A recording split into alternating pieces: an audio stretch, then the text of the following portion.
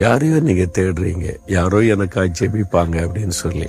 ஆனா ஆண்டவர் என்ன சொல்றாரு, நீ கேளு, உனக்கு என்ன வேணும் நீ கேளு, நான் உன் தகப்பன், நீ என் பிள்ளை தானே, நீ ஏன்ட்ட கேட்கறதுக்கு குறுக்கு இன்னொரு ஆள் இருக்கு, நீ என்கிட்ட கேளு, நான் உனக்கு செய்வேன்னு கர்த்தர் சொல்றார்.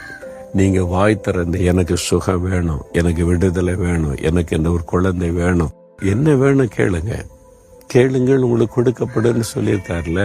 நீங்க கேட்காதனால தான் இதுவரை பெற்றுக்கொள்ளவில்லை. நீங்க யாராவது நமக்காக கேட்பாங்க, இப்படியே நம்ம பழகிட்டோம் சின்ன வயசுல இருந்து. ஊழியக்கார்ட்ட ஜோமணிக்கன்னு சொல்லி, அப்ப நம்ம இல்ல ஊழியக்காரன் ஜெபிச்சாதான் ஆண்டவர் ஆசீர்வதிப்பார், இந்த மனநிலைமையில வளர்ந்துட்டோம். ஆனா ஆண்டவர் சொல்ற, நீ கேளு, நான் உனக்கு செய்யறேன்னு சொல்றேன். கேக்குறீங்களா? இன்றைக்கு கேளுங்க.